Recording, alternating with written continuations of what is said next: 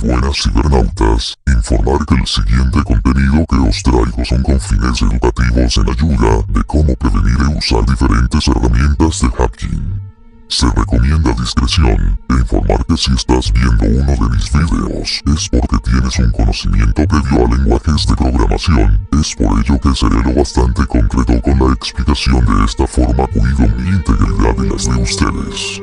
Los siguientes videos serán para compartir la creación de diversos proyectos, más no de explicar de cómo fueron creados. Saludos.